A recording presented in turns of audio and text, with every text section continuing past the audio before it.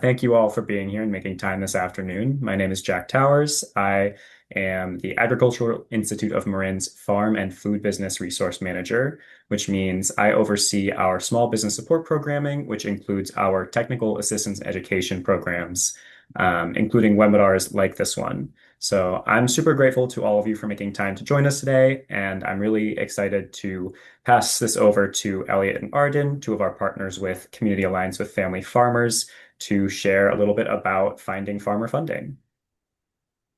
Great, thank you so much, Jack. So, hello everyone. Um, First of all, I also want to give the information about accessing interpretation services if those are needed for anyone who is watching. Some of the instructions on the screen are available for live Spanish interpretation if you just follow those instructions and click on the interpretation globe in your Zoom window. And otherwise, feel free to also message in the general chat if you have any questions or concerns that come up.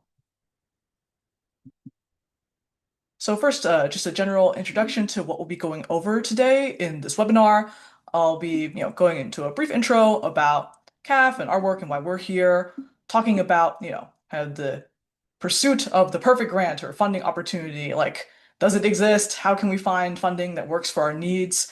And, go into the newly updated farmer funding database that CAFF maintains and how to use and access it.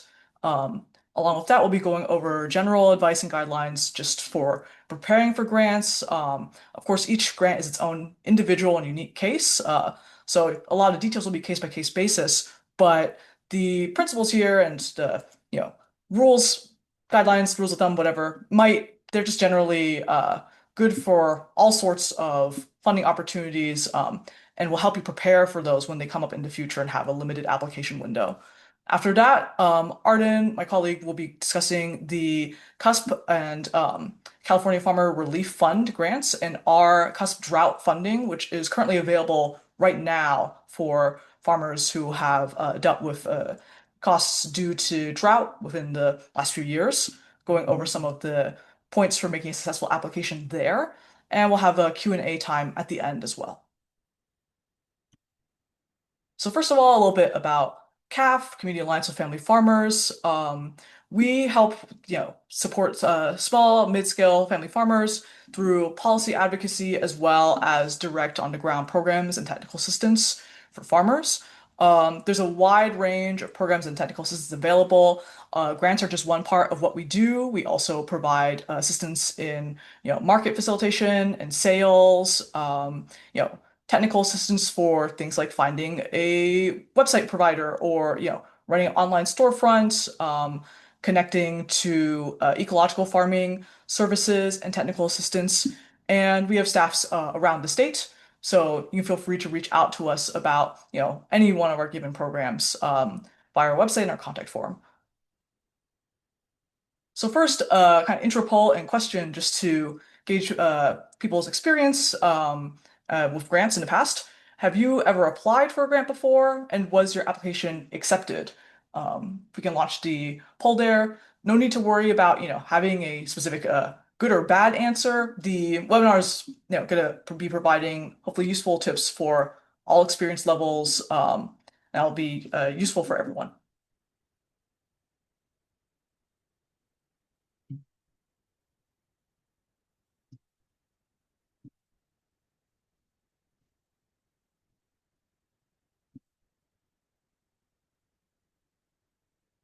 Let's give it a few more seconds for people to respond.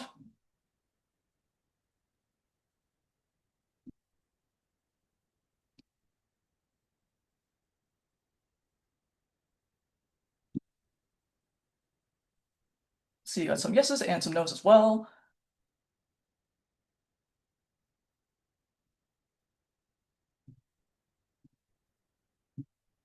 All right, I will just end the poll there briefly.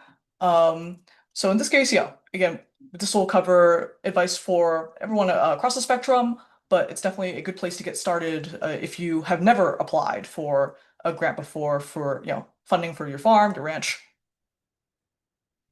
So talking again about the idea of the perfect grant, when people, reach out to us looking for funding, they are, obviously going to envision the best case scenario, the perfect grant out there that gives you the funds that you need upfront. So it's not like a reimbursement grant or like a project-based grant that takes a lot of time to get the funding sometimes. Uh, the funding has as many applicable uses as possible, so it's basically unrestricted funding. And there's not as much follow-up that's needed. You don't need to tangle with reports afterwards to the funder in question. This is what I call the unicorn of grants for everyone, both in farming and also us on the nonprofit and service provider side of things. We all want that sort of unrestricted funding, but it is very hard, if not impossible, to get and find. That being said, even if a unicorn will not take you to your destination, there's still plenty of grants around, the workhorses of grants that are going to be a lot more specific and limited in their scope, maybe, but they will be able to help you, take you closer to your destination, your goals for your farm, recoup damages or losses such as due to drought or extreme weather risk. Those resources are out there and available, but they aren't gonna all look like the perfect image of the unicorn grant per se. Um, so we need to be more selective about which grants fit our needs and that are worth our time applying for, because there's a lot of them available out there, and we want to be sure that you are using your time well, because no one enjoys spending a ton of time filling out grant and paperwork and materials just to get a denial, for instance. So, launching into our database and interesting the database itself, the link is at caf.org/funding-database, or you can use the QR code and scan it with your phone to access that same web page. And there's also the Spanish mirror of the database as well. It's accessible on desktop and mobile devices too, so you can view it on the go. The computer version will have a larger screen that shows more information at once, so it might be easier to view that way if you have access to your computer. And you could click on the larger buttons to view more about the database or view it in a separate larger tab to follow along with the demonstration that will be taking place. So what makes this database or resource different than just searching for Google, like, farmer funding near me, funding opportunities for my farm? The point of the database is to really put as much information as possible on a single page so that you don't have to dig through individual grant websites in order to learn more about their application requirements, who's eligible or not eligible, if the funding is even applicable to folks in your geographic area. All of that can take time to parse through, and we want to be basically streamline it so that you can easily, click and sort. Okay, these ones are not available from my county, but these grants are. These grants fund these specific uses or causes. I might be interested in, for example, funding for new irrigation or a new hoop house, and it looks like this one will be able to fund that sort of equipment. Um, that's the process of we want to just make sure that you get funneled to the right grant faster.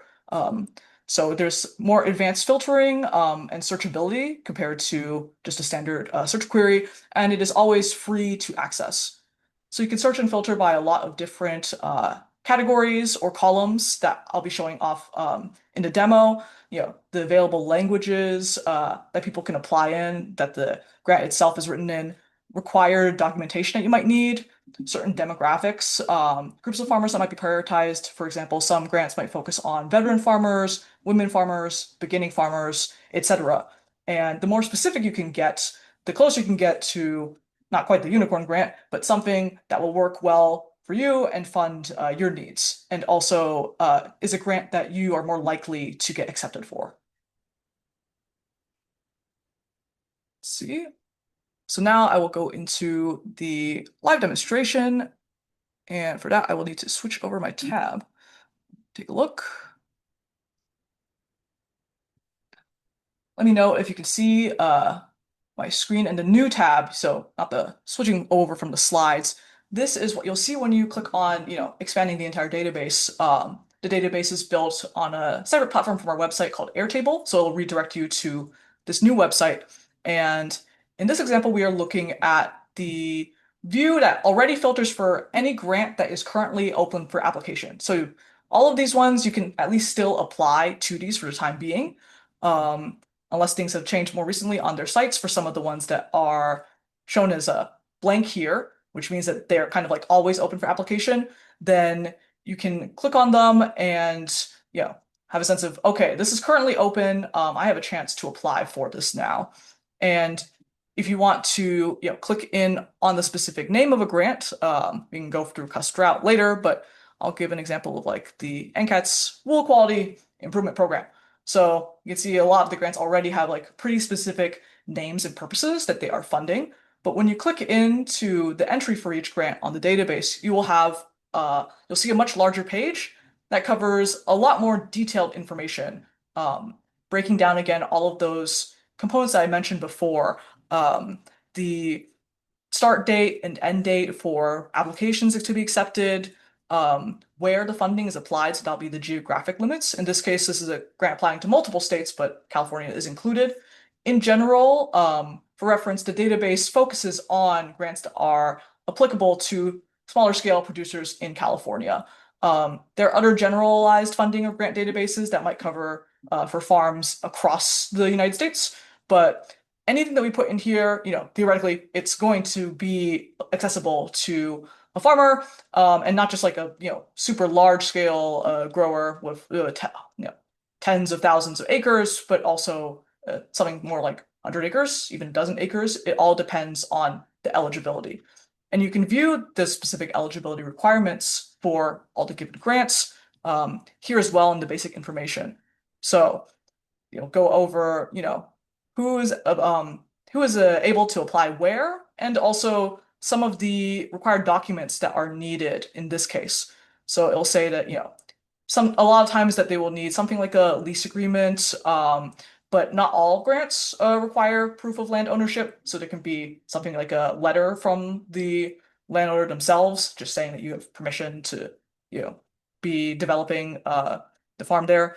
You have also like FSA issued farm ID numbers, whether or not you have certain like certifications or not. Those are also all viewable in this interface. After that, of course, you have the general links to the opportunity and the applications forms. Where we can, we'll try to provide more detail about the application process, but we don't copy over all of the details in website or their application in full. So it is enough to give you, hopefully give you a orientation to, can I apply to this? Is it worth then clicking onto the website and going through their documents in more detail? Almost always for these grants, they will have much more in-depth lists of, their requirements, what's needed to report on the grant, definitions of certain technical terms. And if those questions aren't answered on the website, they will usually have a point of contact that you can reach out to. Some additional details that are covered when you scroll further down on these pages include, for example, how long you'll expect to wait to receive funding. Do you get funded upfront when the application is approved? Do you get funded after doing a certain period of work for a project and then validating you've done the work? Where possible, myself, I try to, contact the grant providers and make sure that that information is all written out and clear on the applications. And any other, specific details about the grants also come down here, what languages are available in, again, those prioritized demographics.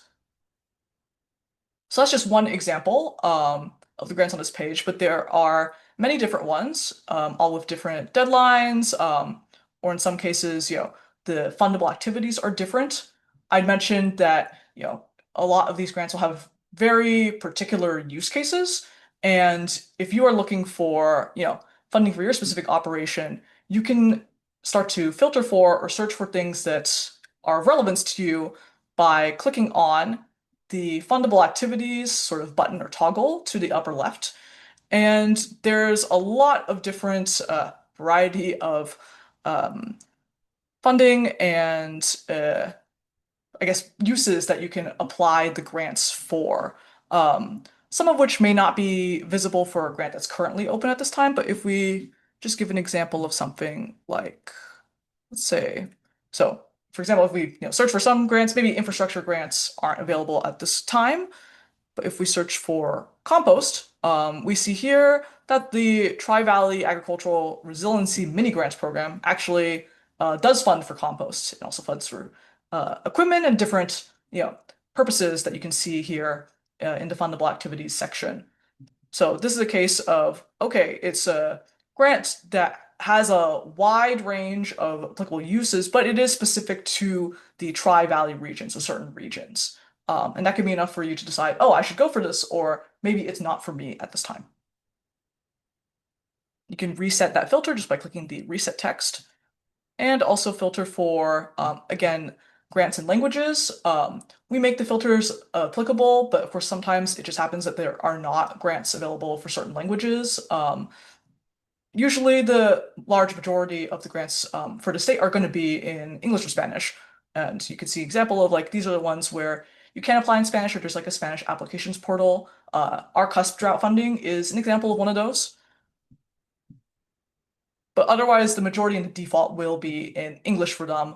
And you may be able to reach out to a local technical assistance provider or small business sort of assistance agency near you to get help with that if you need language assistance.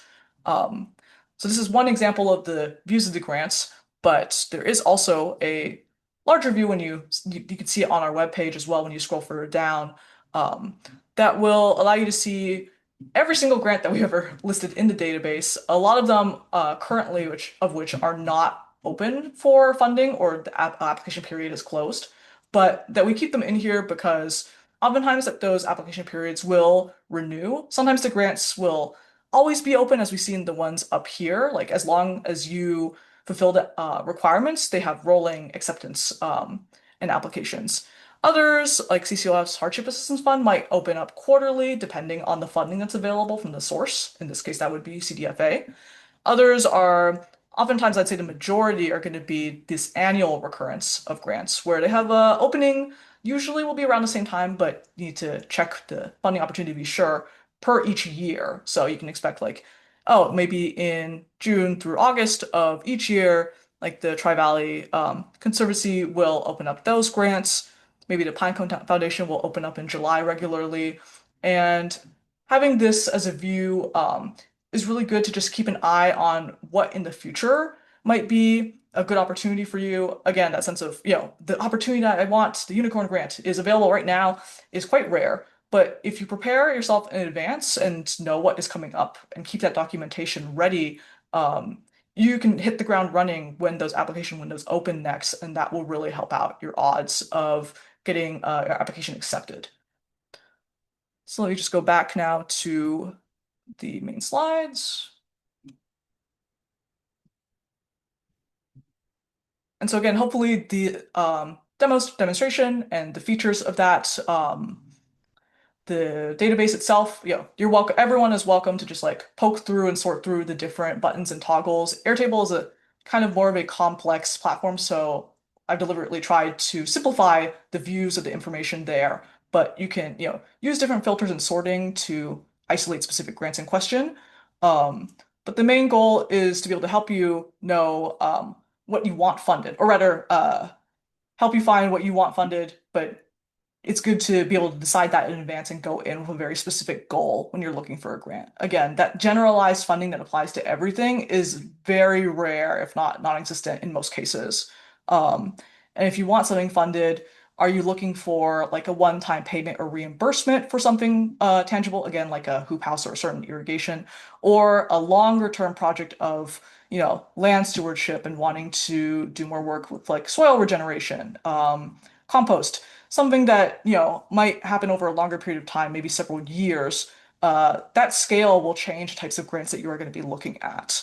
Um, and of course, why you want that funding is important as well.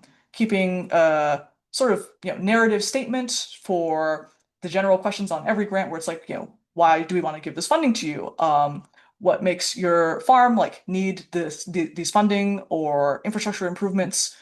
Being able to state that in a clear and succinct way is really important for the people who are reviewing those applications. And so one of the points that I wanted to highlight and that the grant database is also sorted through is the types of ways that the funding is dispersed. Um, have a couple of the largest examples here. Direct funding, again, is that kind of like ideal case scenario where you get the proposal or budget and they will issue you funds to pay for what you say you're going to spend the money on. Usually, of course, with the caveat and requirement of reporting afterwards that the money was well allocated.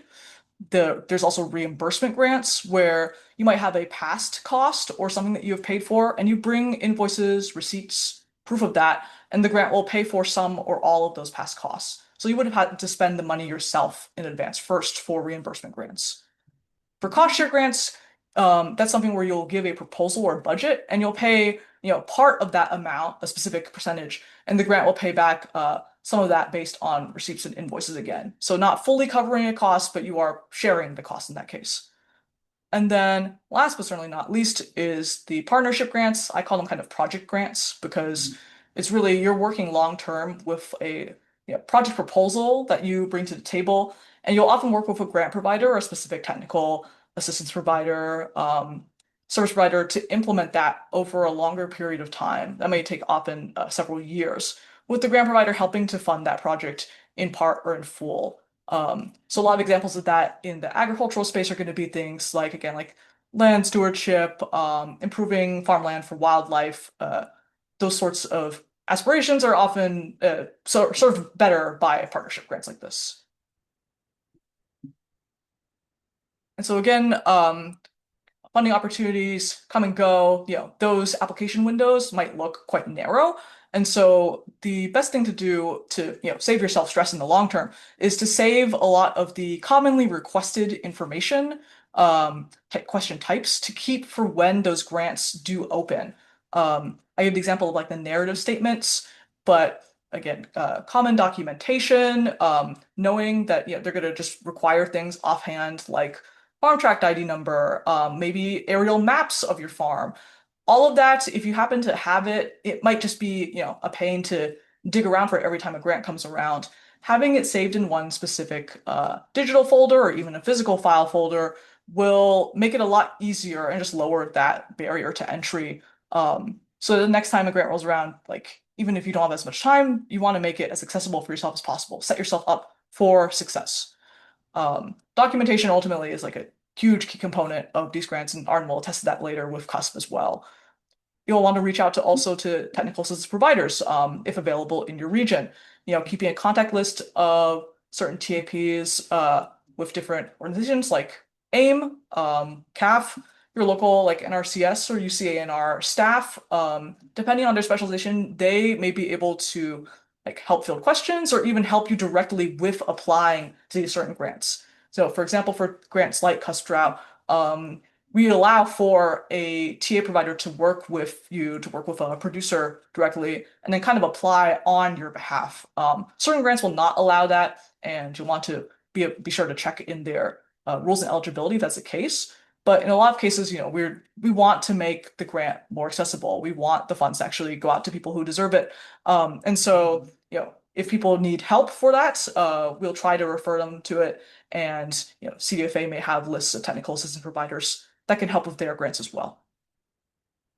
And then last year, consider how your farm or ranch's goals can align with certain like organizations or foundations, government initiatives, etc. I gave the example of how a lot of those project-based grants are oftentimes focused on land management and wildlife improvement, soil improvement.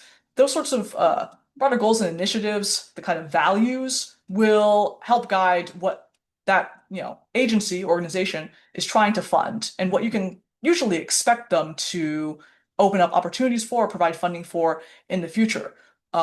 Depending on the scope or the range, you can go from something as specific as like the Food Animal Concern Trust, which is an organization that specifically just funds farmers who are trying to make improvements for more humane animal handling and practices. Like, you can justify something like building up new fencing for grazing or acquiring fencing through a grant like that. And you just kind of have to know in advance, like, okay, like these organizations kind of align with, the certain types of improvements I want for my farmer, what I'm looking for. I should keep a tab on them, take a look at when they might next be available for applications in the database, Usually, of course, the federal level funding, like USDA funding, is going to be a lot harder to obtain and implement than local level funding. Sometimes we will feature USDA grants in the database, but even if you're searching for grants outside of that, of course, just keep that in mind, depending on the scale of the grant and usually the funding.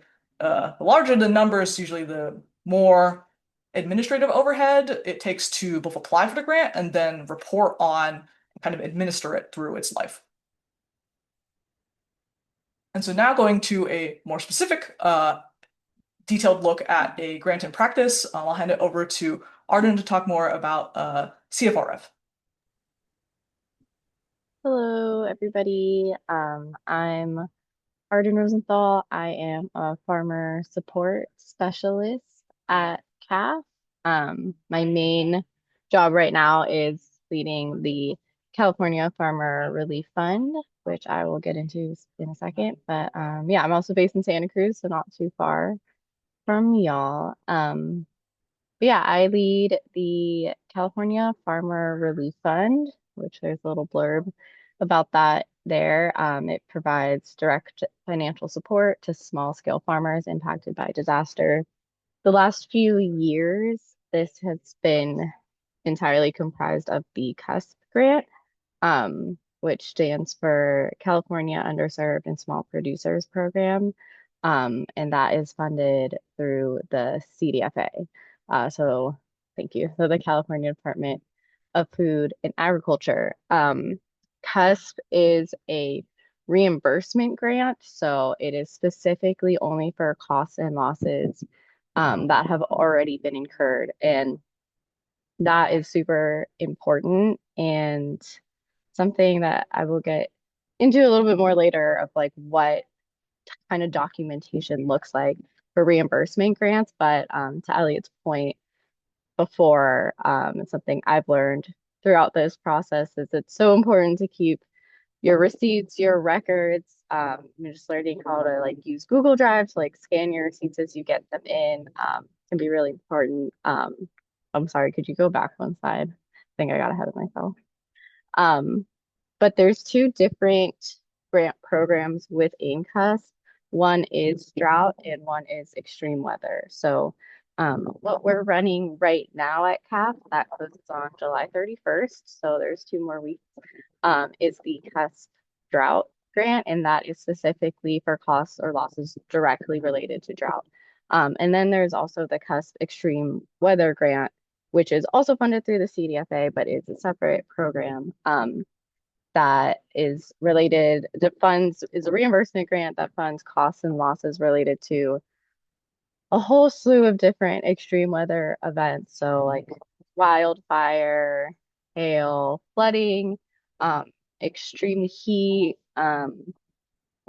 extreme colds like frost. Yeah, there's many different things within that. And right now they actually will be merging next year. Drought funding is kind of ending and will become a part of extreme weather, but right now they're separate, which can be hard to piece out, especially since usually extreme heat and wildfire tend to exacerbate drought, but they are kept separate.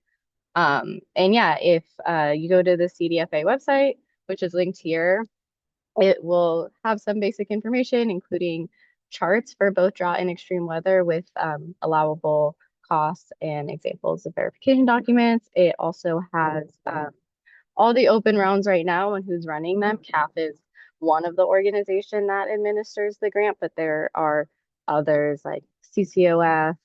There's a few resource conservation districts that administer them. So I definitely recommend going there and seeing. There's a lot of extreme weather rounds being run right now.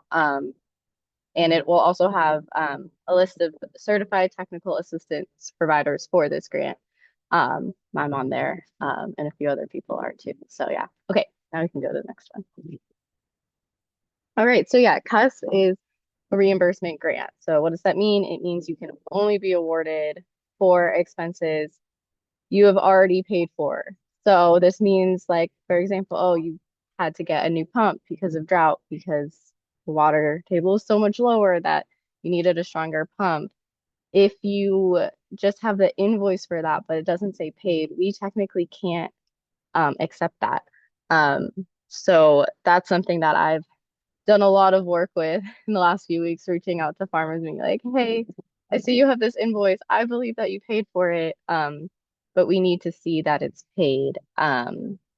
What is also cool about CUSP though is it's not just like specific, it doesn't fund just specific expenses that you had. It also funds crop loss and income loss from crop loss, which is really cool and important. But obviously, since it's a reimbursement grant, you have to show that you've incurred these losses, and that can be a little bit challenging to show. There's many different ways to show this. You can get kind of creative with it, but really common ways are showing Schedule F, so tax returns from certain years. So, like, say you're like, I experienced, we had this drought year in 2023. So here's my Schedule F from 2023, but also here's my Schedule F from 2021 and 2022 that shows like what I would normally make in years where we weren't experiencing drought. And then that kind of um corroborates this narrative of like I didn't have any water, I couldn't irrigate, I lost 60% of my crop. And then we can look like, okay, we can see you declared less on your taxes, you declared less income, we can believe that narrative and fund you that difference. Sales records to distributors are also really valuable. Same with those comparison years. One thing I didn't mention, which I should have, is that CUSP funds costs and losses related to these weather events from 2017 to now. So it's not just for the current year or the previous year. And that's not always clear. So I need to make that more clear. But yeah, so if you're like, there was a fire in 2018 and I lost everything, but then, we were like back on our feet in 2020, here's, you know, my production records to my distributor in 2018 and 2020, and we can see that difference and put a dollar amount to it.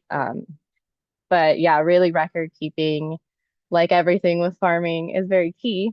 And then on top of the record keeping is this narrative section, which we have in our grant. And I think a lot of grants have something similar to this that is essentially asking you to explain, specifically with reimbursement grants, like what happened, what you need to be reimbursed for. I am the person, I review every single CUSP application that comes to CAFF. And so I'm reviewing probably like we'll review 100 plus applications in a few weeks. So this narrative section really is really, really important because most of these farmers I might have never talked to before. I don't know their operations. And to them, it's probably very clear how these things impacted them, but I'm just looking at their tax returns and it's not as clear to me. And so having this narrative section that says like exactly what happened when, how it impacted your operation, what your operation is to begin with, like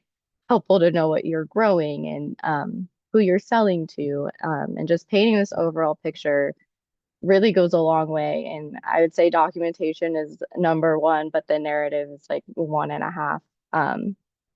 And yeah, just really thinking about like how can I tell this random person who's going to be reading my application the story of my farm and how this event impacted it. And yeah, so I put in an example here. Due to drought in my area last year, with the year 2024, I had to pump from my well much more than I have in previous years to irrigate my pineapple grove. I made this example up.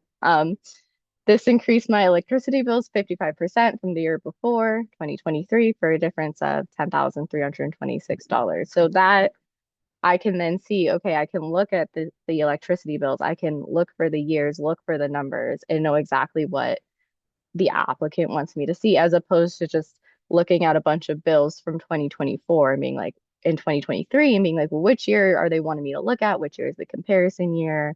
What numbers should I be looking for? So just like really spelling that out is really important. And then the second part of this is I harvested 30% less than I did the year before due to crop stress from drought. I usually sell 5,000 pounds. This year, I only sold 3,500 pounds. This resulted in a loss of 50,000. And then I'd expect to see production records or sales records or schedule app that reflects those numbers. And it just makes it a lot easier for me to understand. Um, yeah, so CUSP Drought is open. We're at CAF right now until July 31st. You can receive up to 20K in 365 days from the CUSP Drought grant. And that can be a little confusing. So if you have more questions about that, feel free to email me. My email's down there, farmerfund@caf.org. Yeah, and you can request reimbursement for costs and losses anytime from 2017 to today. And yeah, and there's also we're doing drought right now, but we will be doing extreme weather in September and then again next year in April. And there's several organizations doing extreme weather right now. So if you've, had wildfires or flooding or hail, which I think are big ones probably in that area, you can email me and ask me about that.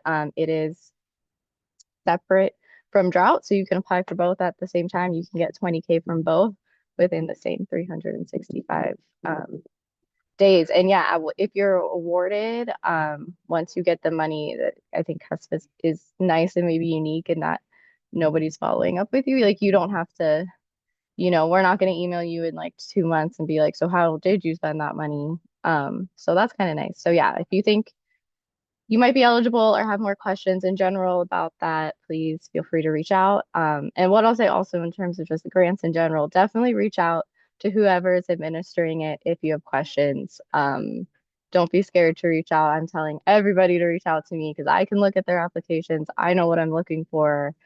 If the administrator like can't tell you anything for some reason, they'll probably tell you that. So it never hurts to ask your questions. And as many of them as you have, just keep asking them. Yeah. Yeah, thank you so much, Arden. At this point, I'll open it up to just general questions and answers. And also glad to hear more from Jack or others at AIM, sharing if you want to have share anything about your experiences or advice that you'd recommend to growers. Thank you so much for joining us, Meg. And yeah, feel free to also, leave us an email if you have any other follow-up questions, myself or for Arden specifically about CUSP. Great. Well, thank you both so much for that presentation. While folks are thinking about their questions, I'm going to launch a super short 5-question poll to help us get some feedback.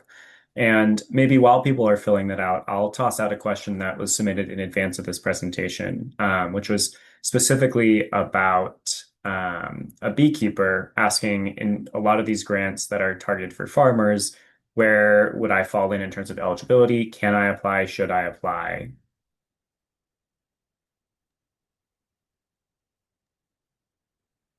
Yeah, I can at least for CUSP, it is beekeepers are explicitly included, especially for extreme weather, like hive loss from heat or is a reimbursable cost, needing to buy pollen patties because maybe like the flowers were wiped out and they didn't have a food source is a reimbursable cost. But yeah, I think beekeeping is kind of like an odd place to be because you're considered livestock, but usually very different from other livestock.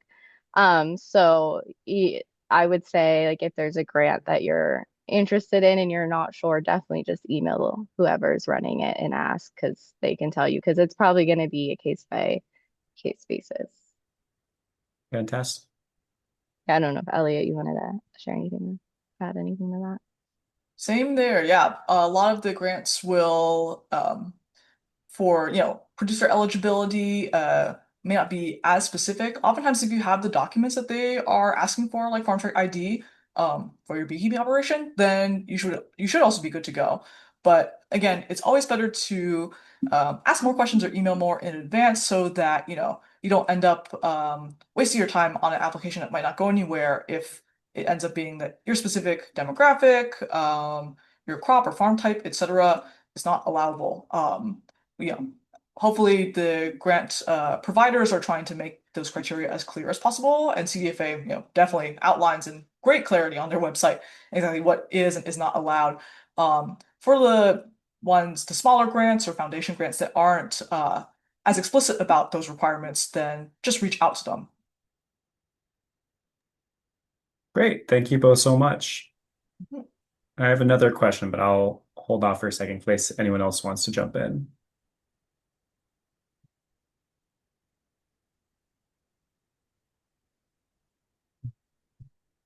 All right, fantastic.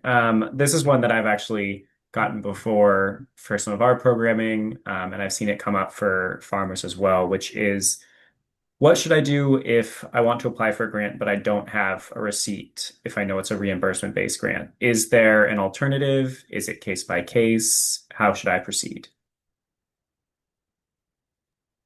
Yeah, I have come into this problem. I'd say one thing, the first place to start is if you know where you bought something from and when, is to call the company or person that you bought it from and see if they can issue a receipt.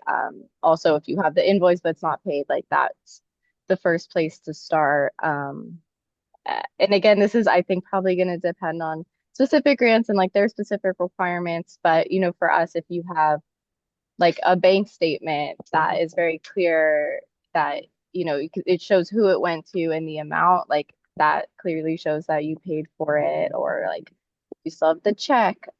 If it's something that you specifically bought and don't have the receipt for, I would say, yeah, I think with the receipts and like purchases, there are only so many ways to get creative about it. Mhm. Like especially like I know like paying with cash. So just reaching out to whoever you paid and being like, "Can I get something that says that I paid you?" It's probably the way to go. But again, I'd say if you're struggling, to reach out to whoever is managing the grant and ask them for advice, because they might know of something or have an idea that I don't know of or that you might not have thought of. So yeah. Great. Thank you. I'm glad to hear out any other questions from the chat and other participants who are still here. Otherwise, there is one, I think, common question or concern that often comes up with grants these days that I feel like I might as well go into to save a bit of extra time here at the end of the presentation. Just gonna wait a few more seconds to see. Glad to take any other questions. Please don't be shy or don't feel like there's a silly question. Hey y'all, this is Lucas from AIM. I just want to say that this funding database that you've built is amazing, very cool. I also really appreciate that it includes the eligibility sort of outlines on there. And Thank I'm you. just coming to this meeting out of another meeting with RCDs at the FSA office here in Petaluma. And I just wanted to speak a little bit to FSA eligibility, since that's exactly what we were talking about in this previous meeting with regard to the AMP grant, Advancing Markets for Producers. Um, it sort of my main takeaway was that like going through the FSA eligibility can be sort of an intimidating process. They ask for kind of a lot, especially if it's a producer who maybe hasn't worked with FSA previously.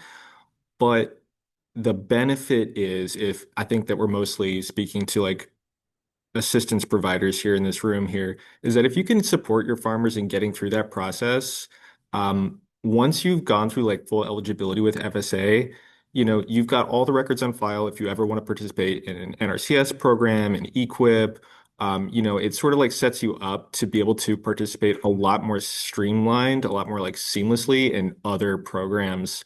So even though, getting all that stuff together may be sort of like may feel like a burden, I think it's probably worth it if the farmer has any intention to continue to apply for grants in the future. Thank you so much, Lucas. Yeah, that is a really good point as well. That there's, yeah, certain, you say certifications, or in this case, like the qualification with the FSA, that if you get that set up, it is like, again, doing the prep work in advance. It's like having that sort of go bag equivalent for the grant. You see it and you know that you have like the documentation or proof and can back up your application in that way. So I would also agree. It definitely, is a bit of a it's going to be a lift to like get that initial, setup done, and anything with the like, FSA or like federal agencies, usually there will just be a lot of paperwork, but it'll make any sort of future application usually easier for a lot of those grants.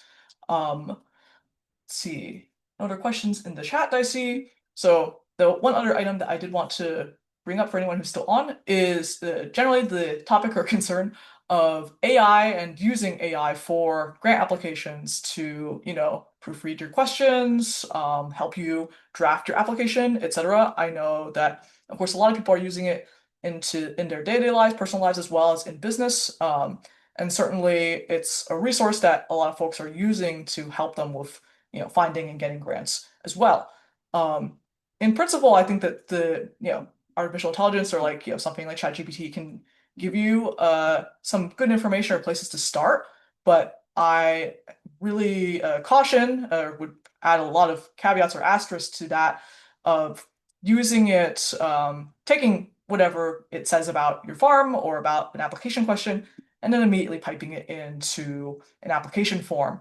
The main point here is that for the people who are receiving these applications on our end, like folks like myself and Arden, we will see dozens, if not hundreds, of applications. And if you are using AI to just format and then kind of like draft out your narrative statements, for example, a lot of them will have a very similar sort of tone or voice. The sense of authenticity or knowing the farmer behind the grant and who's getting it is often lost. And there's, nowadays more and more concerns also about AI being used to generate fraudulent grants to try to get money for, so literally a farm that does not exist. They just want to try to apply for money to get it as easily as possible.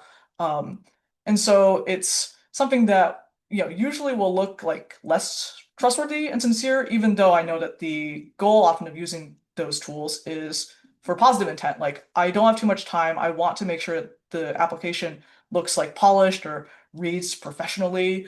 I would say as long as you are providing that information, like in the example slide, a few slides back, go here for, these sorts of numbers. You don't have to worry so much about the polished language there per se, but making sure that the numbers add up, that you are answering the criteria that is asked for or given in detail on the grant application page and in their documents is the most important thing. With AI, sometimes it will give you the wrong answer, and the tough part is that it's not able as a tool to recognize when it's given you that wrong information. You always have to put in the extra layer of editing and human insight or oversight over what it's saying. You can think of it as like a very enthusiastic intern who's very, very quick at giving you information.